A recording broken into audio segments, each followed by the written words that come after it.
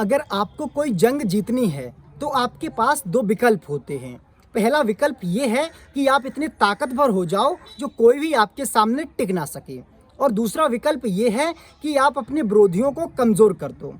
Bharatiya Janata party राजनीति में आजकल यही दूसरे नंबर वाली तकनीक अपना रही है। भारतीय जनता पार्टी जहां अकेले मुकाबला नहीं कर सकती है, वहां अपनी बी टीम को उतार देती है, जिससे कि विपक्षी पार्टी की ताकत बहुत हद तक कम हो जाती है और भाजपा आराम से चैन की बंसी बजाते हुए जीत हासिल कर लेती है। 2024 के चुनाव के लिए सभी दलों ने अपनी कमर कस ली है। सत्ताधारी दल से लेकर विपक्षी दल अपना अपना शक्ति प्रदर्शन कर रहे हैं। 2024 के लोकसभा चुनाव के लिए 18 जुलाई का दिन बहुत अहम था। यही वो दिन था जब दोनों खेमों ने अपना अपना शक्ति प्रदर्शन किया, अपने अपने सहयोगी दलों के साथ बैठक की। भारतीय जनता पार्टी की अगुवाई वाले नेशनल डेमोक्रेटिक फ्रंट यानी एनडीए ने दिल्ली में अपनी बैठक की, जिसमें छोटी बड़ी कुल 38 पार्टियों ने हिस्सा लिया। वहीं इसी दिन विपक्ष भी इकट्ठा हुआ और कांग्रेस की अगुवाई में बेंगलोर में बैठक हुई। इस बैठक में कुल 26 दल शामिल हुए और इस अलायंस को इंडिया नाम दिया गया। अब बहस छिड़ी हुई है कि इंडिया और एनडीए में कौन ज़्यादा ताकतवर है, मगर इस बीच एक और जो सबसे महत्वपूर्ण बात है वो ये है कि एनडीए और इंडिया के बाद भी कुछ ऐसे दल हैं जिन्होंने अकेले रहना चुना। इस सूची में यूपी के नज़रिए से सबसे प्रमुख स्थान है मायावती जी की बहुजन समाज पार्टी यानी बीएसपी का। इंडिया और एनडीए की बैठक के बाद मायावती जी ने प्रेस कॉन्फ्रेंस कर बताया कि वो ना तो इंडिया के साथ जाएंगी और ना ही एनडीए के। वो 2024 का चुनाव अकेले दम पर लड़ेंगी। बीएसपी इतनी मजबूत नहीं है कि जो 2024 का चुनाव अकेले दम पर लड़ सके, मगर कभी कभी ऐसा ज़रूर होता है कि जो डूब रहा होता है वो किसी न किसी को साथ लेकर तो ज़रूर डूबता है। मायावती जी अब चुनाव जीत तो नहीं पाती, मगर कुछ पार्टियों को हरा ज़रूर देती हैं। बस यही कारण है कि मायावती को बहुत से लोग बीजेपी की बी टीम कहते हैं। उत्तर प्रदेश में पिछले कई चुनावों में मायावती जी की बीएसपी ने सीधे तौर पर बीजेपी को फ़ायदा पहुंचाया है और वहीं समाजवादी पार्टी का नुकसान किया है। आज हम इसी मुद्दे पर चर्चा करेंगे और जानने की कोशिश करेंगे कि कैसे मायावती राजनीति में निष्क्रिय हो चुकी हैं, और ये भी जानने की कोशिश करेंगे कि वो कौन से आंकड़े हैं जो बसपा को भाजपा की बी टीम होने के दावे को मजबूत करते दिखाई देते हैं। नमस्ते, मैं जैकी यादव, न्यूज़ नशा में आपका स्वागत है। 2022 के विधानसभा चुनावों के कुछ ही महीने बाद आजमगढ़ में लोकसभा सीट के लिए उपचुनाव होता है। ये सीट अखिलेश यादव के विधानसभा चुनाव लड़ने के बाद खाली हो गई थी।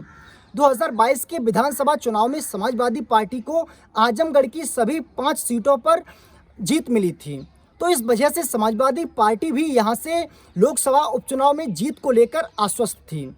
भारतीय जनता पार्टी की तरफ से दिनेश लाल निरहुआ चुनाव लड़े थे। समाजवादी पार्टी की तरफ से धर्मेंद्र यादव मैदान में थे। वहीं बसपा ने गुड्डू जमाली को अपना उम्मीदवार बनाया था। इस उपचुनाव में बीजेपी से निरहुआ ने जीत दर्ज की थी और उन्हें 3,12,768 वोट मिले थे।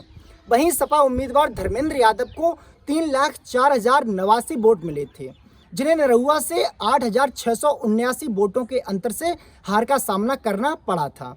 जबकि बसपा उम्मीदवार शाह आलम उर्फ गुड्डू जमाली को 2,66,210 वोट मिले और वे तीसरे नंबर पर रहे थे। अगर यहाँ बसपा ने अपना कैंडिडेट ना उतारा होता तो पक्का था कि समाजवादी पार्टी का ही कैंडिडेट जीत जाता। ऐसे बहुत से आंकड़े हैं जो बसपा को बीजेपी की बी टीम होने का सीधा सीधा प्रमाण देते हैं। हम ऐसे ही और भी कई आंकड़ों पर चर्चा करेंगे, मगर उससे पहले समझते हैं कि आखिर क्यों मायावती जी भाजपा की बी टीम के तौर पर काम कर रही हैं। देश में आपने अधिकांश नेताओं के मुंह से सुना होगा कि मायावती जी ईडी और सीबीआई के डर से राजनीति में निष्क्रिय हो चुकी हैं। एक बार राहुल गांधी ने भी कहा था कि मायावती ईडी सीबीआई के डर के कारण चुनाव नहीं लड़ी हैं। आपको पता होगा कि मायावती पर काफ़ी भ्रष्टाचार के आरोप लगाए जाते हैं और ये सभी आरोप उनके यूपी के मुख्यमंत्री रहने के दौरान के हैं। 2019 के बाद से ही मायावती राजनीति में निष्क्रिय हो गईं। उन्होंने इसके बाद सिर्फ ट्विटर पर राजनीति की और कभी कभी प्रेस कॉन्फ्रेंस भी कर देती थीं। जब 2024 का विधानसभा चुनाव आया तो सभी नेता अपने अपने असली रंग में आ चुके थे और भागदौड़ कर रैलियां और रोड शो कर रहे थे। उत्तर प्रदेश के इस विधानसभा चुनाव में कांग्रेस की तरफ से प्रियंका गांधी ने 209 रैलियां और रोड शो किए, सीएम योगी आदित्यनाथ ने 203 और अखिलेश यादव ने 131 रैलियां और रोड शो किए थे। नरेंद्र मोदी ने भी अपनी बिजी शेड्यूल से टाइम निकालकर 28 रैलियां और रोड शो किए थे, मगर मायावती जी ने पूरे चुनाव के दौरान केवल 18 रैलियां और रोड शो किए और उसके बाद कहीं से मात्र एक बार मीडिया से भी मुखातिब हुई थीं। अब आप सोचिए, जब कोई नेता इतना निष्क्रिय हो तो उसके समर्थक उसे कैसे वोट देंगे। मायावती के समर्थकों को सबसे पहले तो ये पता था कि मायावती पहले से ही अखाड़े से दूर जा चुकी हैं और वो एक ऐसे अखाड़े में लड़ रही हैं जहां पर उन्होंने खुद को हारा हुआ मान लिया है। इसलिए उनका वोटर उनसे दूर चला गया। फिर उस वोटर ने अपने विवेक और सहूलियत के अनुसार वोट किया। अगर आंकड़ों पर नज़र डालें तो पता चलेगा कि इस समय बसपा अपने न्यूनतम स्तर पर खड़ी है। वर्ष 2002 में बसपा ने 98 सीटें जीती थीं और 23.10% वोट मिले थे, जबकि 2007 में बसपा ने 206 सीटों के साथ राज्य में सत्ता हासिल की थी और उनके वोट परसेंट का प्रतिशत 30 हो गया था।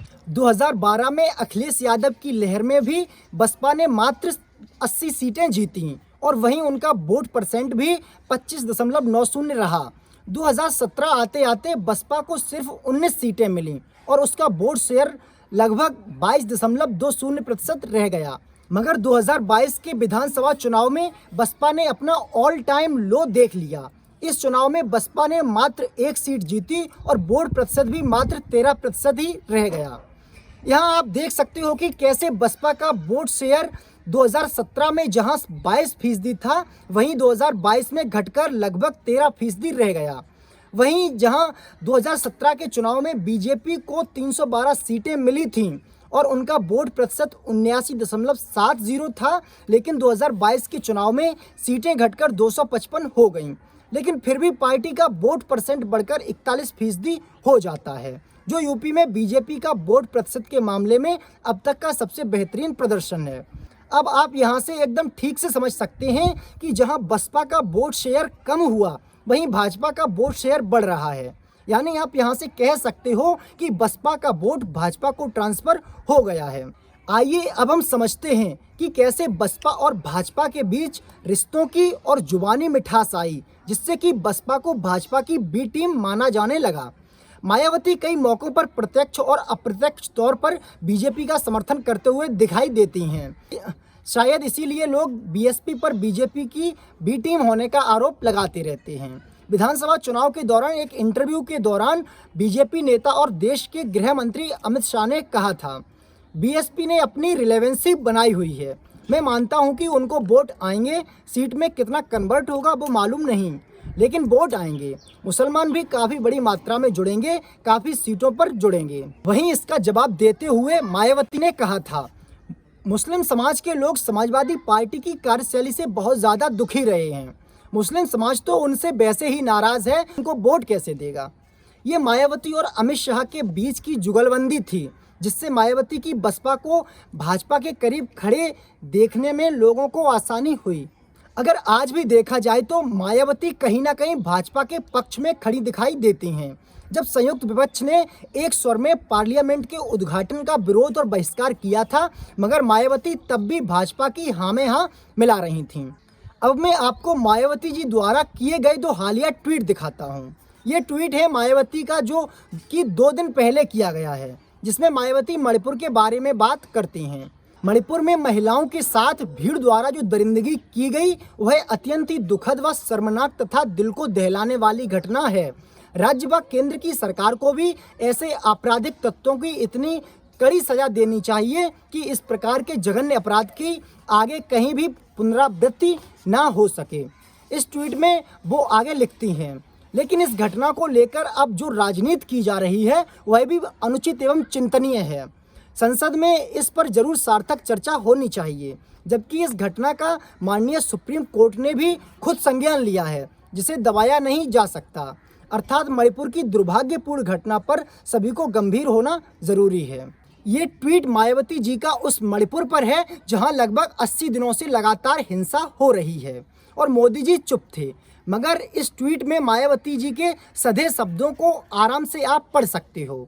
यहाँ मायावती जी ने कहीं भी मोदी या भाजपा का नाम नहीं लिया। और एक तरह से सरकार को सलाह देने का काम किया है। अब मैं आपको एक और ट्वीट दिखाता हूं जो मायावती जी ने राजस्थान की सरकार के लिए किया है। वो ट्वीट ये है: राजस्थान की कांग्रेस सरकार द्वारा विधानसभा के आम चुनाव से ठीक पहले न्यूनतम आय गारंटी आदि योजनाओं की घोषणा करना यह जनहित का कम, इनके राजनीतिक स्वार्थ का फैसला ज़्यादा लगता है। इससे गरीब जनता को तुरंत राहत मिलना मुश्किल है। फिर भी केवल प्रचार पर सरकारी धन का भारी खर्चा करना क्या उचित है? इस ट्वीट में मायावती आगे लिखती हैं, वैसे तो गहलोत सरकार अपने पूरे कार्यकाल में कुंभकर्ण की नींद सोती रही और आपसी राजनीति और उठापटक में ही उलझी रही, वरना जनहित व जन कल्याण से जुड़े अनेकों कार्य प्रदेश की जनता की गरीबी, बेरोजगारी, उनके पिछड़ेपन व तंगी के हालात के कारण सरकार द्वारा काफ़ी पहले ही शुरू कर देने चाहिए थे। अब आप इस ट्वीट में शब्दों का चयन देखिए, किस प्रकार से कांग्रेस सरकार और गहलोत सरकार दोनों को बखूबी इस्तेमाल किया गया है। अगर आप बसपा के अंधभक्त ना हो और आप में राजनीति की जरा सी भी समझ हो तो अब आप आराम से समझ सकते हो कि बसपा किसकी पिच पर खेलकर किसकी ओर से बैटिंग कर रही है। 2024 का लोकसभा चुनाव इंडिया वर्सेस एनडीए तो कतई नहीं होगा, क्योंकि इंडिया को भारतीय जनता पार्टी की इन बी टीमों से भी लड़ना पड़ेगा।